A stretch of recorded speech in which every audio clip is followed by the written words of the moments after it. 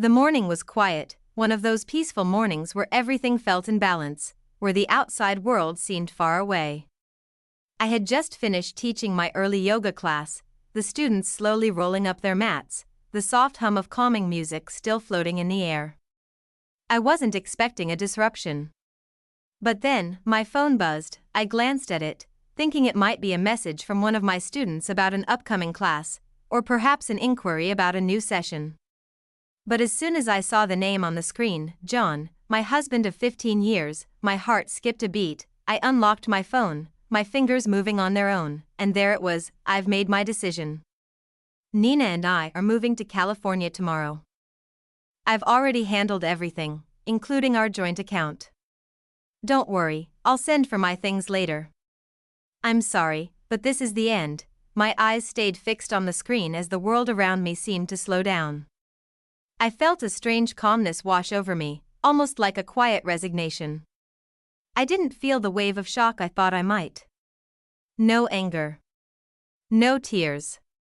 Just a steady, almost detached awareness that this was it. The end of the chapter one had thought would last forever. I stood there for a moment, still holding the phone, the sound of my students talking in the background barely reaching my ears. I could feel my breath even out, the tightness in my chest slowly dissolving. This was my moment of clarity. The moment I realized that this wasn't just the end of my marriage, it was the beginning of something new. I had been preparing for this day, in ways I never even understood at the time. I looked up, my gaze drifting across the studio. It was mine, a space I had built from the ground up, a place where people found peace, balance, and strength. A place where I had poured so much of my energy and heart into. And in that moment, I realized that I was strong, too. Stronger than I had ever given myself credit for. I didn't immediately respond to the text. Instead, I put the phone down and walked over to Mrs. Peterson, who had been waiting to pick out a new yoga mat. Her calm smile was the perfect distraction. I smiled back and helped her select the perfect mat. It was almost surreal, my world falling apart, but here I was, still carrying on as though everything was fine. My hands didn't shake as I helped her, and my voice didn't waver. The only hint of what was really going on was a slight tightness around my eyes, which I knew no one would notice. Once Mrs. Peterson was on her way, her purchase wrapped neatly in the studio's signature brown paper, I finally let myself breathe. I stepped into the back office, sat down, and stared at the text again. This time, I let my emotions rise. But they weren't the emotions I thought I would feel. There was no anger. There was no devastation. Instead, I felt an odd sense of relief. Relief that I could finally let go of the charade. I'm Lily, a 40-year-old woman who has spent most of her life teaching yoga. My studio has always been my passion, and I've watched it grow from a small room in a shared space to a thriving business. What began as just an idea, a dream to help others find their balance in life, has now become a successful business. But I'm not just a yoga instructor. I'm a woman who's worked hard to build something from nothing. I've always been focused on health, mental, physical, and emotional. It's my job to guide people on their journey to wellness, but that doesn't mean I don't struggle with my own challenges. Like anyone, I've faced my fair share of personal battles. But throughout it all, I've learned to remain centered, grounded in my beliefs. Yoga has taught me that life isn't about controlling what happens to you, it's about how you respond to it. Physically, I am the embodiment of what I teach. I've always been careful with my body, making sure to stay in shape not just for work but for my own well-being. I am someone who understands the importance of maintaining a healthy body to support a healthy mind. My hair is long and dark, usually tied back in a simple ponytail. I wear clothes that are comfortable, designed for flexibility, clothes that allow me to move freely, whether I'm teaching a class or just going about my day. But there's more to me than just what you see on the outside. I'm an introspective person. I believe in the power of self-reflection, of constantly checking in with myself to see where I am and where I want to go. I'm a person who has learned to set boundaries, to protect myself emotionally. That's how I've gotten through the hard times. I don't let people walk all over me, and I don't let my own emotions rule my decisions.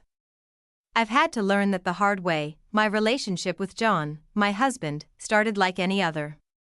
We were young, full of hope and dreams. He was charming and confident, the kind of man who drew people in. And I was his perfect match, or so I thought. But over the years, something started to change. I started to feel like we were drifting apart. At first, it was small things. Little signs that something was off, but I ignored them. I told myself that everything was fine, that these were just normal bumps in the road, but as the years went by, those bumps became mountains. John started pulling away, emotionally and physically. He was no longer the man I had married. Instead, he was someone I hardly recognized. He spent more time at work, more time away from home. The warm, loving husband I once knew became distant, cold, and unavailable. It was hard to pinpoint when it happened, but I could feel the shift in the air. I tried to ignore it. To convince myself that it was just a phase, that we would get through it like we always had. But deep down, I knew. I knew something wasn't right. And still, I kept pushing it away, kept telling myself I was overthinking. But as the months passed, I couldn't ignore it anymore. The signs were too clear. It wasn't just the late nights at work, or the sudden obsession with fitness, or the way he started dressing differently. Those were just surface things. The deeper issues started to show when John became more secretive. He started locking his phone, changing passwords, and becoming defensive when I asked simple questions. I thought it was just stress from work, but my gut told me something more was going on. I started paying more attention, though I didn't want to. There was a feeling in my chest that I couldn't shake. I'd catch him glancing at his phone in a way that felt off. He was always texting late at night, texting people I didn't know, and when I asked him about it, he'd shrug it off. But the walls were slowly starting to close in, and I couldn't ignore them anymore. The moment that broke everything came one night when I found a receipt for an expensive dinner for two at a fancy restaurant. The problem was, John had told me he was working late that night. I didn't confront him immediately, but the suspicion grew. I wasn't naive. I knew what was happening. I started to piece the puzzle together. It wasn't just that receipt. It was everything, the long nights, the sudden change in behavior, the distance between us, but I still didn't want to believe it. I didn't want to believe that the man I had loved for so long could be capable of betraying me. So, I did what I always do, I put it out of my mind and focused on my work. My studio needed me. I had students who relied on me, and I couldn't let my personal life distract me from that, but the signs didn't stop. They kept coming, one after another. I found more receipts, more text messages. I started to connect the dots, and it became clear. John was having an affair. It wasn't just emotional distance, it was physical betrayal. He was seeing someone else, someone young enough to be his daughter. Her name was Nina, and I had seen her at the company Christmas party, laughing too loud at John's jokes, touching his arm a little too often. I had known. I just hadn't wanted to face it. I decided then that it was time to protect myself. I didn't confront him immediately. I didn't make a scene. Instead, I took quiet, measured steps to make sure I was safe. I opened a new account in my name, separate from our joint account, and started moving money there. I didn't tell John. I just quietly moved my savings to a place where he couldn't touch it, and then, I waited. I waited for the moment when it would all come to a head. And when it finally did, when I received that message, I was ready. The moment I read John's message, it was as if the ground beneath me shifted. The shock of it should have sent me reeling, but strangely, it didn't. My body didn't react the way I expected. I wasn't trembling, I wasn't crying, I wasn't furious. I simply felt this intense calm wash over me, like I was stepping outside myself, looking down at the situation from above. I've made my decision. Nina and I are moving to California tomorrow. I've already handled everything, including our joint account. Don't worry, I'll send for my things later. I'm sorry, but this is the end. The words were clear, concise, and chilling. There was no mention of regret, no hint of sorrow, just finality. I could feel the tightness in my chest, but it wasn't the kind of pain I thought it would be. It wasn't the heartbreak I imagined, where tears would stream down my face and my world would collapse. No, it was something different. It was the calm before a storm. The sense of knowing that everything had led to this moment. I could have reacted in a dozen different ways. I could have screamed, I could have thrown my phone, or I could have run to confront him. But I didn't. I sat there, the phone still in my hand, my mind slowly processing the words. There was no panic, just a quiet understanding that, while John was leaving me, he wasn't taking everything. I glanced around the room, watching as the students quietly filed out of the studio. They were chatting among themselves, laughing softly, unaware of the storm brewing inside me. I felt oddly detached, as if the world outside this studio wasn't mine. I stood up, carefully placing my phone on the counter, and continued helping the remaining students. It was automatic, a well-rehearsed routine. I wasn't going to let his actions ruin my peace, not here, not now, but deep down, something was shifting. I knew I had to act. I couldn't just sit back and let him walk away with everything, especially when I had spent so much time building my own life, my own business. I wasn't going to let his betrayal destroy me. I wasn't going to become the victim of his lies. As I continued helping the last of the students, I found myself reflecting on everything that had led up to this moment. It was as if the pieces of a puzzle were falling into place, the signs I had ignored finally coming into sharp focus. The late nights he'd spent away from home, the odd behavior with his phone, the way he had started dressing differently, acting differently, there had been so many signs that I had chosen not to see, but now, in the quiet aftermath of his betrayal, I could see them clearly. There had been a distance growing between us for months, maybe even longer. I had been so consumed with my work, with building the studio and making sure everything was running smoothly, that I had overlooked the cracks in my marriage. I had assumed it was just a phase, that things would get better, but they never did. I had tried to ignore the way John seemed to pull further away from me, but now, looking back, I could see that it had been happening for a long time. The dinner receipt, the late nights, the sudden interest in working out, the way he would avoid me when I asked about his day, these were the red flags I had ignored. I had let him convince me that everything was fine, that it was just a phase he was going through. But deep down, I had always known. I just didn't want to believe it. When I received that text, I didn't cry. I didn't scream. I didn't feel the rage that I had expected. Instead, I felt calm. It was as if the truth had been revealed, and there was nothing left to hide.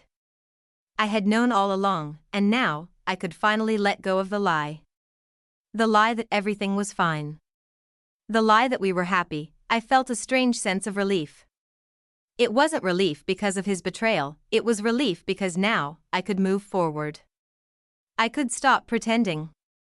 I could finally face the truth, and in doing so, I could reclaim my life. I knew I had to act quickly. John had made his move, but I was ready. I wasn't going to let him walk away with everything. He thought he could pull the rug out from under me, but what he didn't know was that I had been preparing for this moment for months.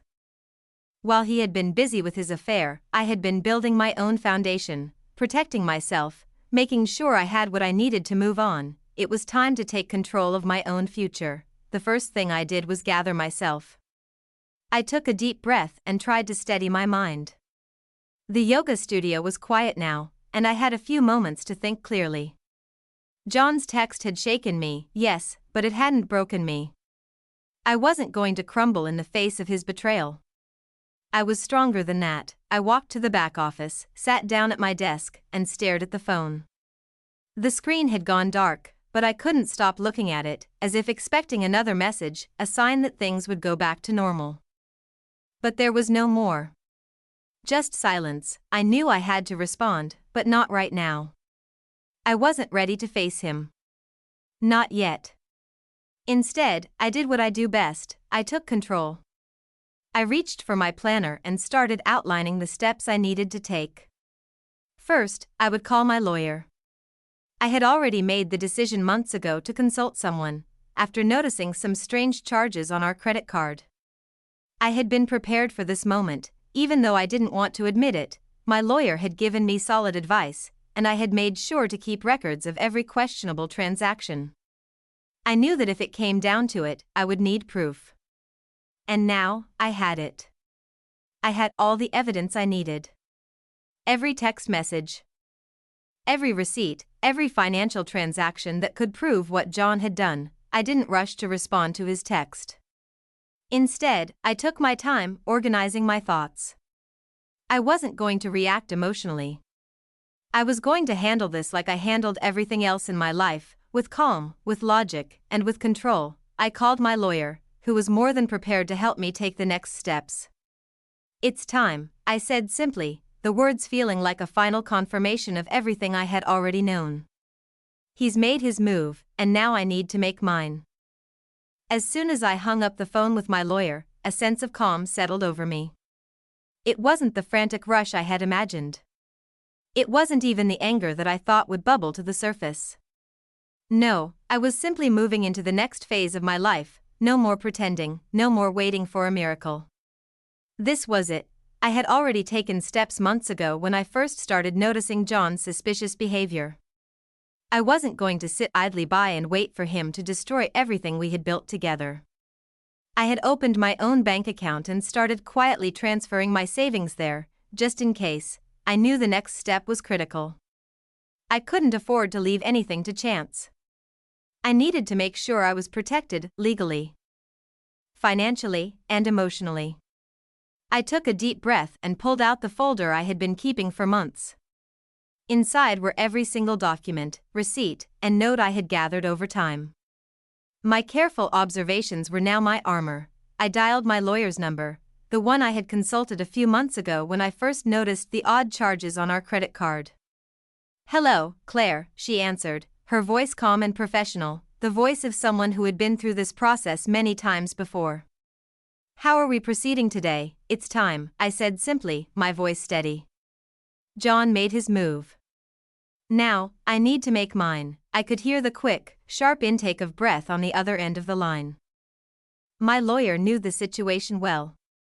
She had already seen the evidence I had collected, and now it was time to put everything into action. "I'll file the papers tomorrow morning," she said confidently.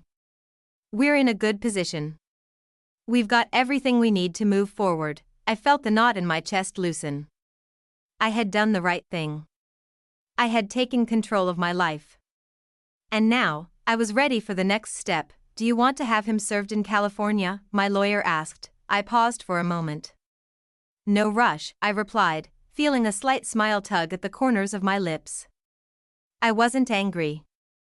I wasn't desperate. I was calm. Let him think he's won first. He'll get the papers when the time is right. There was a small silence on the other end, and then my lawyer spoke again, her tone filled with quiet approval. "All right, Claire. We'll handle it. You just focus on yourself," and with that, the decision was made. The next step would be taken, and I would no longer be the victim in this story. It was time for me to reclaim my life. The next few hours were spent in a strange kind of calm. I knew what I had to do, and I was ready to do it. I had already prepared for this moment in the months leading up to it. Every strange transaction, every suspicious behavior, every moment of doubt, I had catalogued it all. As I sat at my desk, I methodically went through the records I had kept. The receipts, the text messages, the bank statements, everything was there. I had everything I needed. Every detail had been documented carefully, with no room for error. I wasn't leaving anything to chance. I didn't just take John's betrayal at face value. I didn't just let his words define me. I had kept track of everything he had done. Every time he came home late, every time he made an excuse, every time I found something that didn't add up. It was all here, in this folder, my quiet defense against the chaos he was bringing into my life. I began going through the receipts first. The ones from the restaurant where John had claimed to be working late. I found a dinner receipt for two. I hadn't confronted him about it at the time, but now it felt like one of the biggest clues in the case. I made a note of it, just like I had with all the other receipts, and added it to the folder. Next, I reviewed the bank statements. I had already moved my personal savings to the separate account, and I had made sure to keep the joint account balance as normal as possible. There were no suspicious withdrawals, at least not until John's message had come through. But now, as I looked through the statements, I could see the patterns. The large, unexplained transfers he had made in the past few months, money I hadn't noticed at the time. It all made sense now. The signs had been there. I just hadn't been looking closely enough. Then, I moved on to the text messages. I scrolled through months of conversations between John and me, each one more distant and cold than the last. There were moments where I tried to ask him about his day, where I tried to connect with him, and he would brush me off with one-word responses. I made notes of those moments. I marked the ones where I had asked questions and he'd avoided answering. I marked the ones where I had noticed him changing, where he seemed like someone else altogether. I didn't feel anger as I did this. There was no rage, no sense of betrayal. There was only a quiet determination. This was no longer about John. This was about me. It was about taking back my life. And I was doing it on my terms. As I gathered the last of the receipts and text messages, I felt something shift inside me. It wasn't just a feeling of relief, it was a feeling of empowerment. I was no longer a passive participant in this story. I had written my own chapter, and it was time to take the next step. I gathered everything into a neat folder, ready for my lawyer. I didn't need to confront John yet. The evidence was there. The truth was there. And when the time came, I would be ready. As the days passed, I couldn't help but think that John would soon realize the consequences of his actions. After all, it wasn't just about the money or his affair, it was about everything he had taken for granted. He thought he could just walk away with Nina and leave me to pick up the pieces. But I had been preparing. He didn't know me as well as he thought he did. The next few days were a whirlwind of messages from John. Each text more desperate, more manipulative than the last. I wasn't shocked by his words. In fact, they made me more certain than ever that I was making the right decision. You're making a huge mistake. I don't want to fight, Claire. Please don't do this. I was just trying to make a clean break. Another text came in, shortly after. I never meant to hurt you. I still care about you, even if you don't believe that. I read each message carefully, knowing that every single word he sent was an admission of guilt. He was trying to manipulate me into feeling sorry for him, trying to make me question myself. But I wasn't going to fall for it. Not this time. I didn't respond. I didn't need to.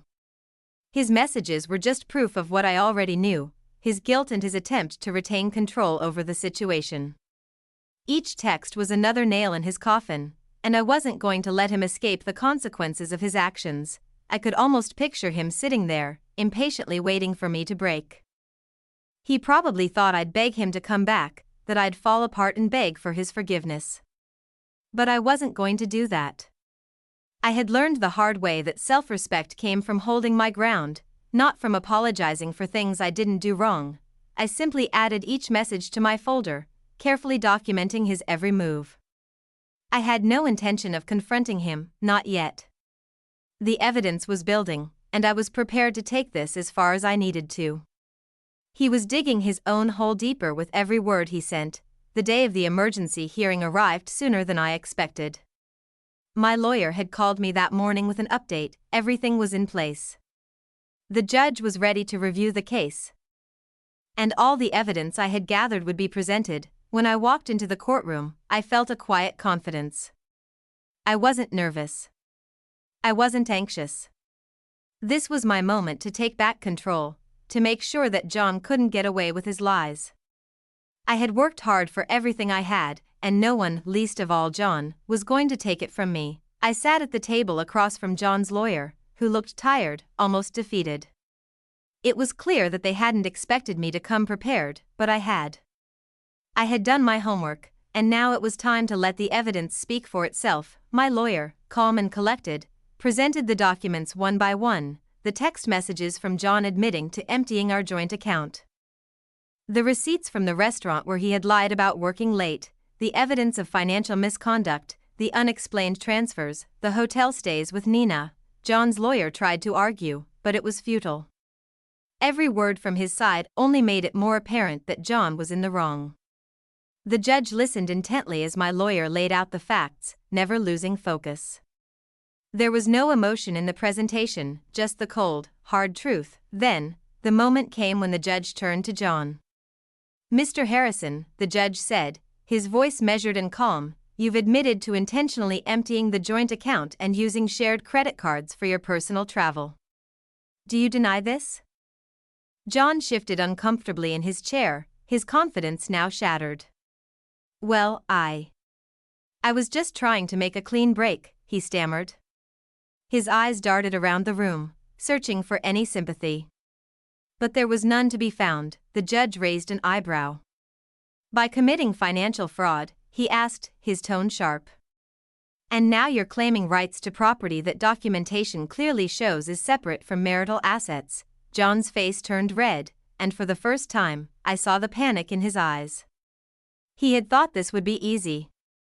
He thought he could walk away with everything, leaving me to pick up the pieces. But instead, he was facing the consequences of his own actions. The judge quickly cut him off. "I suggest you find a way to replace the money you took from the joint account. And as for your claim to the property, it is dismissed. The court finds sufficient evidence of financial misconduct." I couldn't help but feel a sense of satisfaction, watching John squirm under the weight of his own lies. He had thought he could outsmart me, but the truth was on my side. I had been preparing for this moment for months, and now it was finally here. The judge's ruling was clear: all shared assets were frozen pending final dissolution of the marriage. John was ordered to return any funds removed from our joint account within 24 hours. He protested, claiming that the money had already been spent. But the judge wasn't having it. "Find a way to replace it," the judge said sternly. "And Mr. Harrison, your behavior in this case will be taken into account." As I left the courtroom, I felt an odd sense of relief. It was over. Or, at least, the beginning of the end. John was humiliated, his arrogance shattered. He thought he could walk away with everything, but instead, he was left with nothing but the wreckage of his own actions. Outside the courthouse, I overheard Melissa, the young woman who had been with John, talking to him. She sounded nervous, her voice uncertain as she asked about their plans in California. John, still trying to maintain his composure, mumbled something about figuring it out. But it was clear to anyone who was listening that their dream of running off together had come crashing down. I didn't feel pity for him. I didn't feel anger. What I felt was something much stronger: pride. Pride in myself for standing up for what was mine. Pride in knowing that I had made the right decisions, no matter how hard it had been. The next few weeks were a whirlwind of activity, but somehow, amidst all the chaos, I felt an odd sense of calm. John's attempts to reverse the settlement and manipulate the situation further only made it clearer that I had made the right decision. The legal battles continued, but I was no longer concerned about losing. I had everything I needed: evidence, support, and most importantly, the strength to move on. My yoga studio, which had always been my sanctuary, became my refuge during this time. Every day, I stepped into that space with a renewed sense of purpose. I wasn't just teaching yoga anymore, I was teaching myself how to heal, how to find peace in the middle of the storm. I poured my energy into my business, watching it thrive as I started to build a new chapter of my life, one where I was in control, one where I wasn't defined by anyone else's choices. Each day I spent focusing on the studio brought me closer to the woman I had always been meant to be: strong, independent, and unshakable. There were days when the weight of everything that had happened felt heavy, but I never let it keep me down. Instead, I used it to fuel my success. My business was thriving, and my clients could feel the shift in my energy. They noticed how much more present I was, how much more grounded, I had started to expand, looking for new opportunities. The idea of opening a second location was no longer a distant dream, it was becoming a reality. I could feel the momentum building, and it filled me with hope for the future. As the weeks passed, I started to feel less like a victim and more like a survivor. The heartbreak that had come from John's betrayal had transformed into something powerful. It wasn't just about moving on from the past, it was about creating something new, something better. And I was doing it. One day, as I sat at my desk in the studio, reflecting on how far I had come, I received a call from my lawyer. It was the final update I had been waiting for. The divorce was officially final. The settlement had been reached, and John's appeal had been denied. He was going to have to pay court costs, and the financial terms of the divorce were in my favor. I felt an overwhelming sense of satisfaction as I hung up the phone. It was done. The legal battle was over. The man who had once tried to take everything from me was now left with nothing but the wreckage of his own actions. And me? I was standing tall, stronger than ever. It wasn't about getting revenge. It wasn't about proving anything to John. It was about proving to myself that I could do this on my own. That I didn't need anyone to complete me. That my worth wasn't tied to anyone else's approval, and the best part? I didn't have to feel guilty about it. I had done everything right. I had played by the rules, and I had come out on top. It wasn't just a victory in the legal sense, it was a victory for my soul. My studio was doing better than ever. I had hired new employees and even started to offer online classes for clients who couldn't make it to the physical location. I was building something sustainable, something real. And I was doing it for me. I looked back at my life, at everything I had gone through, and I realized something profound. I had never truly been alone. I had always had myself. I had always had the strength to keep going, to push through the hard times.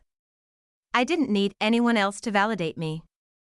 And that was the most liberating feeling of all. As I moved forward, I started to focus on other projects, dreaming of expanding my business into new areas.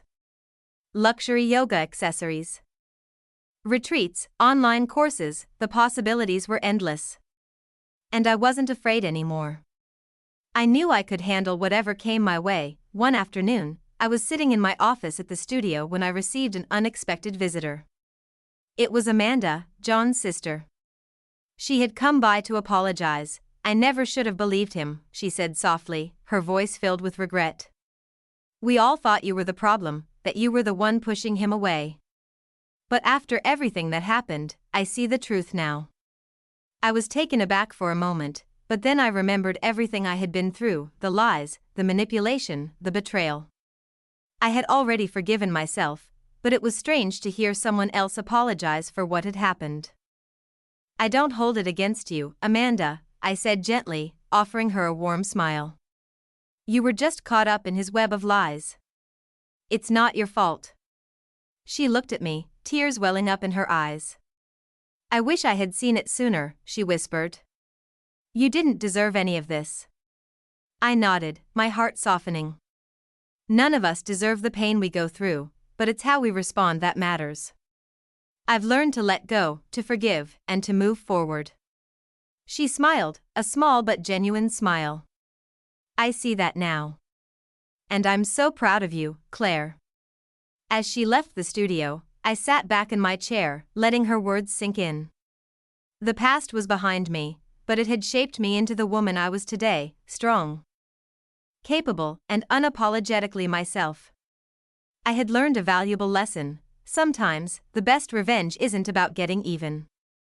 It's about living well, living on your own terms, and showing the world what you're truly capable of. Months passed, and my life continued to flourish. The second location of my studio had opened, and business was thriving. The new expansion was successful beyond my expectations, and I had built a loyal following. I was finally living the life I had always dreamed of, and I was doing it without the weight of John's betrayal hanging over me. During this time, I received another message from John. It wasn't an apology, it was an admission of defeat. I've hit rock bottom. His message read: I tried dating apps, but no one wants a middle-aged man living with his parents. I'm sorry, but I screwed up. I never should have left. I didn't respond. I didn't need to. I had already moved on. His apologies were meaningless now. I had built something for myself, something stronger, something that didn't rely on anyone else's approval. I was proud of who I had become, and as I stood in my new studio, surrounded by the people who believed in me and the community I had created, I realized just how far I had come. I had learned the most valuable lesson of all, that the best revenge is living your life fully and unapologetically, with strength, grace, and dignity. The past no longer had power over me. I had let it go. And I was finally free. It was a warm afternoon, the kind of day that felt like it belonged to spring but had been gifted early. The sunlight poured through the windows of my flagship studio, and the air smelled faintly of fresh flowers and possibility. I had just finished a meeting with my team about the expansion into luxury accessories when a soft knock on the door interrupted my thoughts.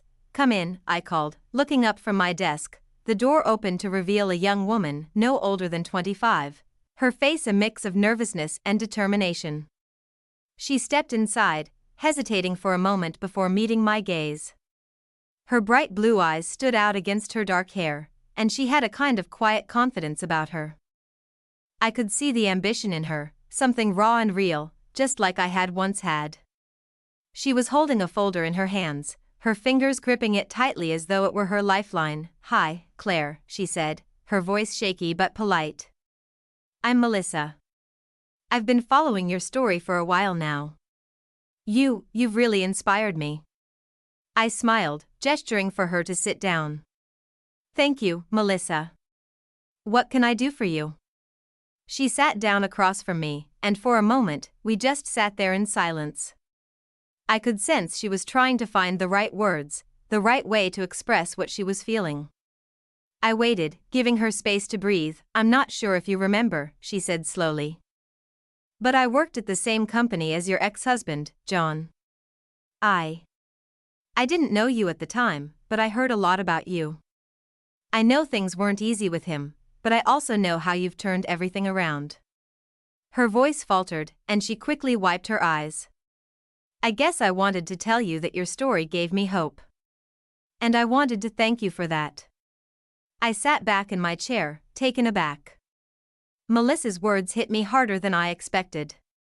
In all the turmoil and chaos of the past few months, I had never once thought that my story could inspire someone else. But here was this young woman, telling me that my journey had impacted her in a way I hadn't anticipated. "You're welcome, Melissa," I said quietly. "But you've done the hard part already. You're here, speaking up for yourself. That takes courage." She nodded, the weight of her story obvious in her eyes. I think I needed to hear that.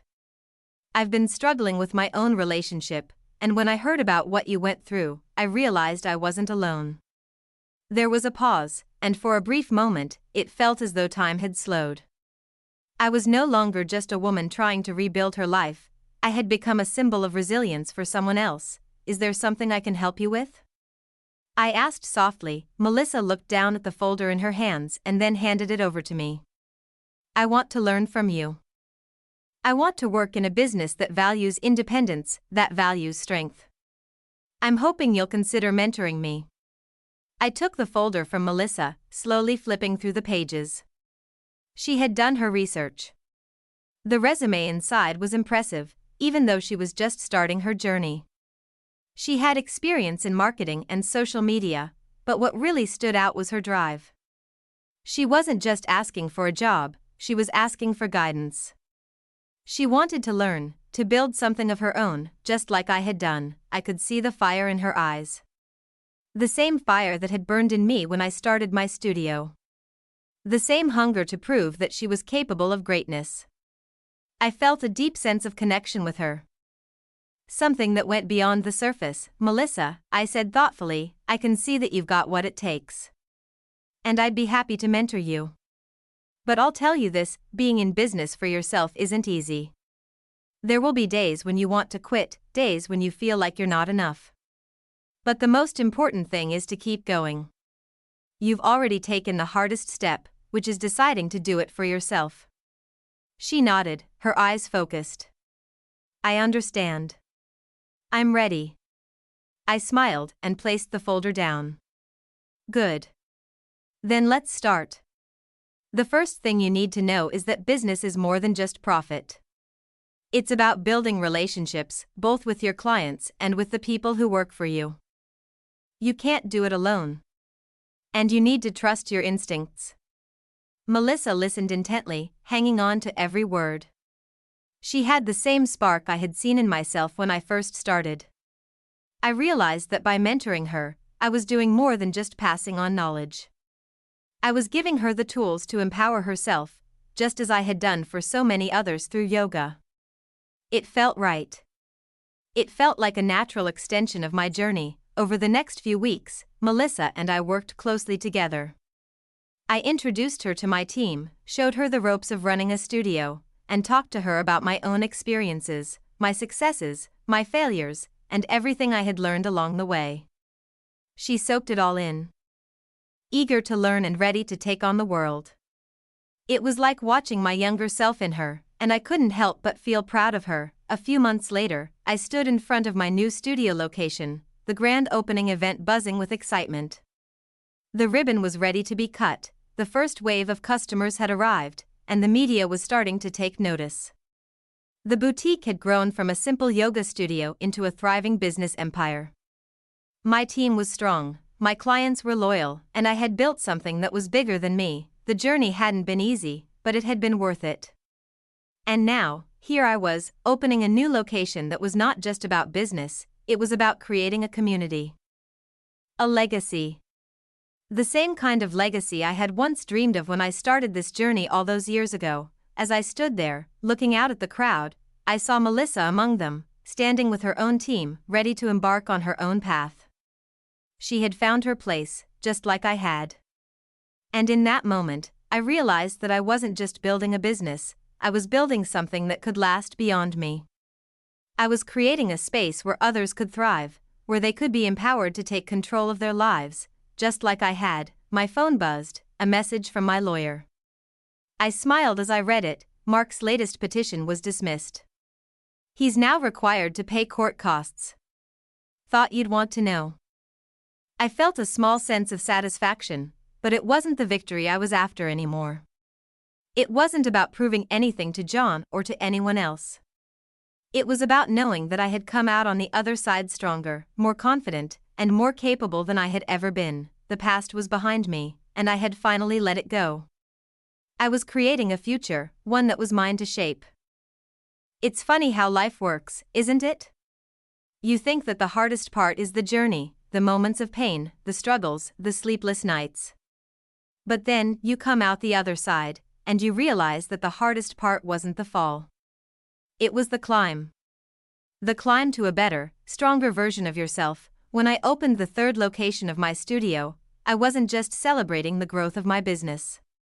I was celebrating something deeper, a full circle. I had gone from a woman betrayed, unsure of her worth, to a woman who had rebuilt her life, piece by piece, on her own terms. I had learned to trust myself, to believe in my ability to create something lasting, something meaningful. As I stood in the lobby of the new studio, watching people come and go, I realized that everything I had built was more than just a business. It was a reflection of who I had become. It was my heart, my soul, poured into every class, every interaction, every decision. And now, it was growing. My team was growing. My clients were thriving. And, most importantly, I was thriving. I had once feared that the pain of losing John would define me.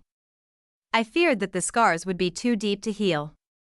But they had healed, not just with time, but with action. I had created a new reality for myself, one that didn't revolve around anyone else. It was my own creation, my own story, and it wasn't just about the business. It was about the people I had impacted along the way. Melissa, the young woman who had once been lost but was now finding her own path. It was about my clients who had become friends, who trusted me not just with their fitness goals, but with their stories. It was about the strength and resilience that I had learned to harness within myself. One afternoon, as I was sorting through some paperwork at the studio, I received an unexpected envelope in the mail. It was from John. I didn't recognize the handwriting at first, but when I saw the return address, I knew immediately who it was from. The letter was handwritten, which felt strange. After everything that had happened, after all the texts and emails. This felt personal. Too personal. I sat back in my chair and opened the envelope slowly. The letter inside was brief, almost curt, but there was a certain tone in his words that I hadn't expected. He wasn't apologizing, not in the way I had hoped. Instead, it felt more like a confession. A last-ditch effort at reaching some sort of closure, perhaps for himself. I'm not sure why I'm writing this. Maybe because I owe you an explanation. Maybe because I want you to know that I wasn't happy, that I had my own reasons for leaving. But more than anything, I want you to know that I see you now. I see who you've become. And I'm proud of you, Claire. I'm sorry for the pain I caused, and I hope one day you'll forgive me for everything. I sat there for a long time, the letter in my hands. For a moment, I wasn't sure how to feel. I wasn't angry, I wasn't sad, I was indifferent. His words didn't have the weight I thought they would. I had been waiting for this moment, for closure, for the apology I felt I deserved. But now that it was here, it felt hollow. It was too late. I folded the letter carefully and placed it in a drawer. I didn't need to read it again. I didn't need to dwell on it. What was done, and no letter, no apology, could change that. It was just another chapter in the story of my life, one that I had already closed. I sat for a moment, allowing myself to breathe deeply. This was it. This was closure. Not because of John's words, but because I had found my own peace.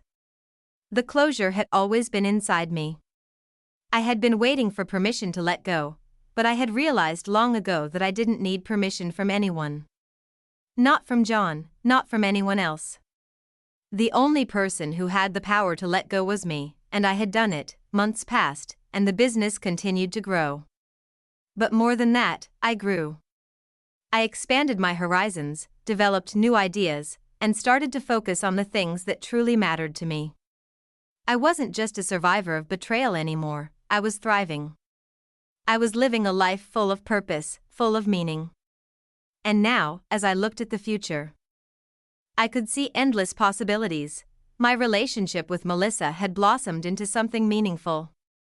She had become more than just a mentee, she had become a trusted friend and partner in business.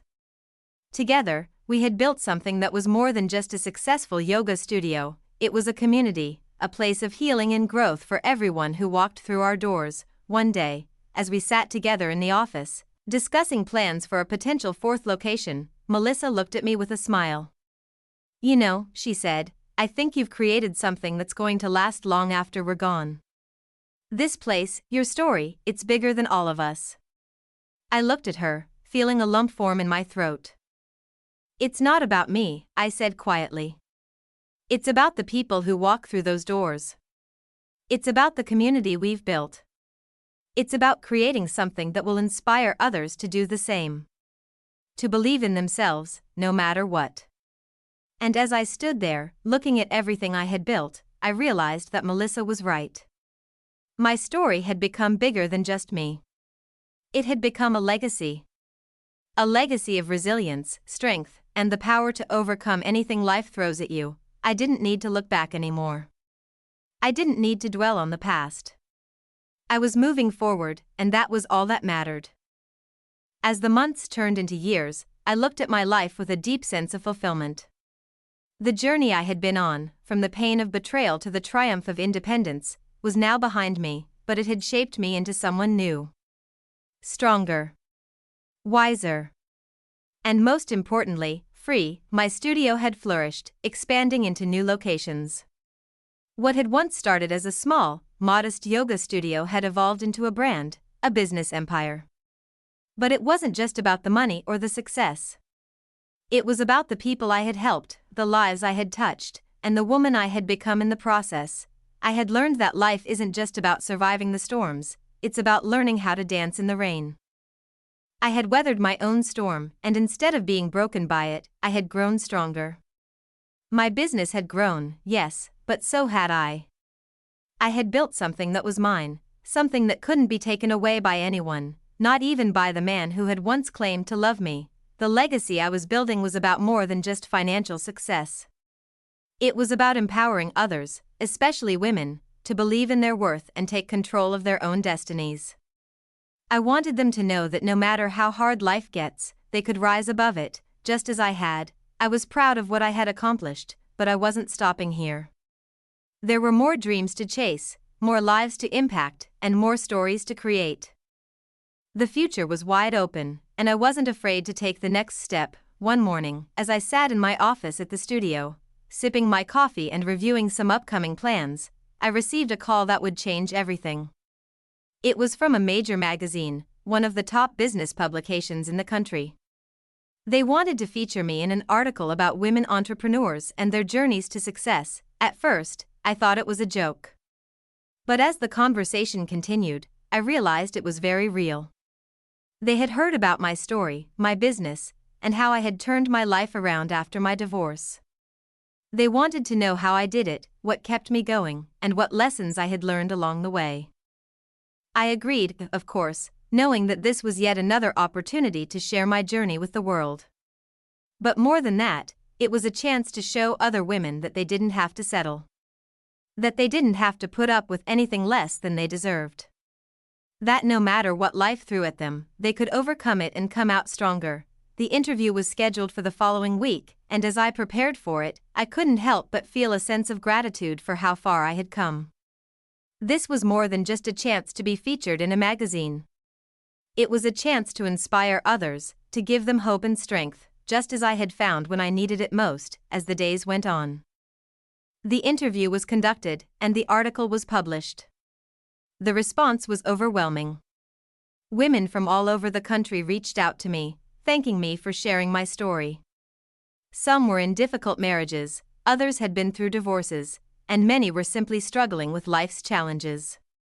They all saw something in me, a woman who had faced adversity, who had been knocked down but had risen again. And they saw in themselves the same strength that had carried me through my darkest days. It wasn't about the success or the fame that came with the article. It was about the impact I had made on others.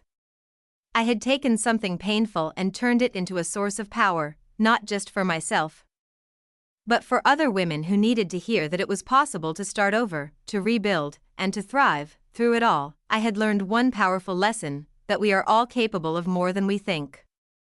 We are capable of surviving the hardest of times, of pushing through the most difficult moments, and coming out the other side stronger, wiser, and better for it. I had built my business from the ground up, yes, but more importantly, I had built myself up from the rubble of my past. I had created a life that was truly mine, one that I could be proud of. And in doing so, I had proven to myself that I could achieve anything I set my mind to. As the years continued to pass, I found myself surrounded by people who believed in me and supported me every step of the way.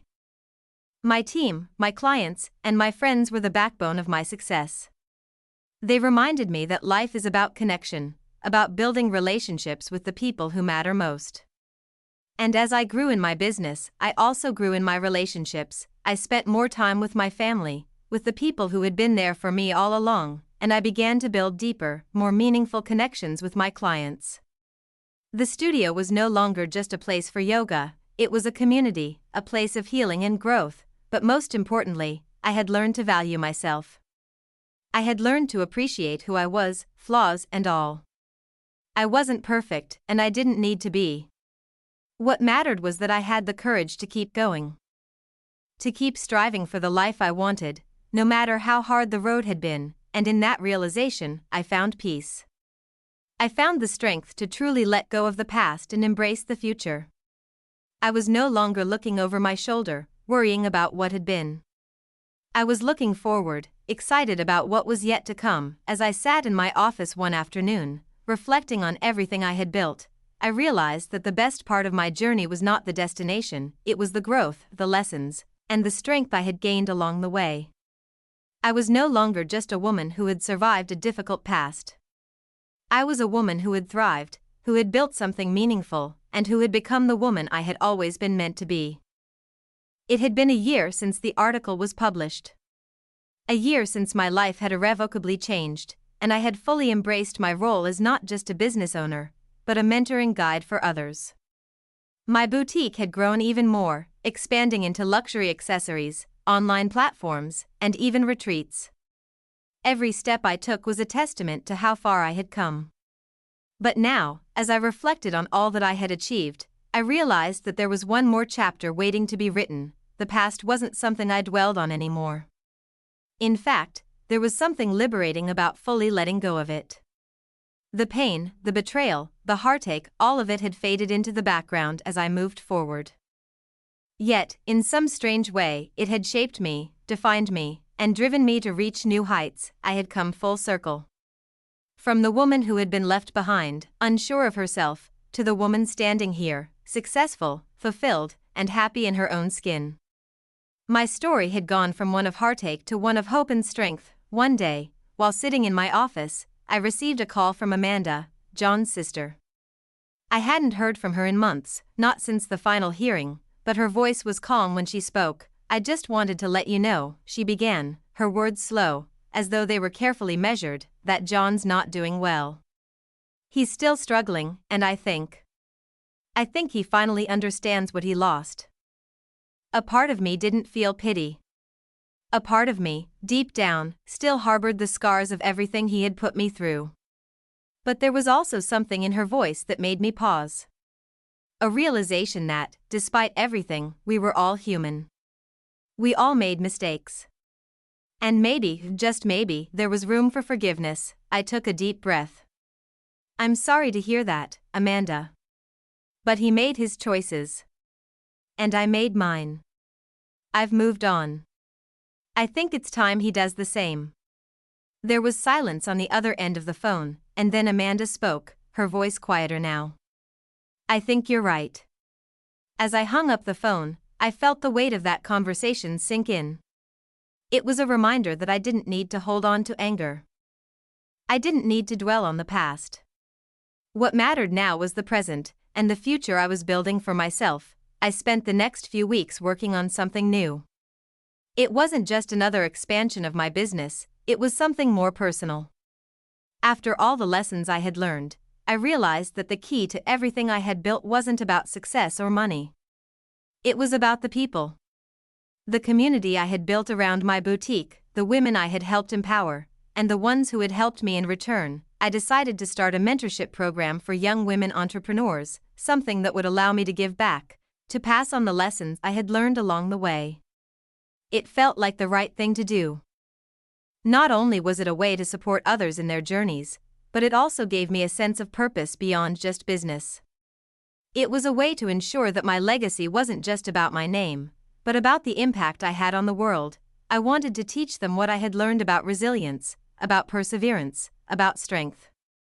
The lessons weren't always easy, but they were the ones that mattered most. And I wanted to make sure that they didn't have to go through the same hardships I had endured to learn them. As I began to build the program, I saw the same spark in these young women that I had seen in myself all those years ago. They were hungry, ambitious, and determined to make something of themselves. I couldn't help but feel a deep sense of pride in them. And in myself, too, for having gotten to this point, for being the one who could offer them a hand up. It wasn't just about business. It was about lifting each other up, supporting each other through the hard times, and reminding each other that we were capable of more than we could ever imagine. The program was going to be my way of giving back, of ensuring that the lessons I had learned didn't end with me but were passed on to the next generation. And as I watched the first group of women begin to blossom, I couldn't help but feel a sense of fulfillment.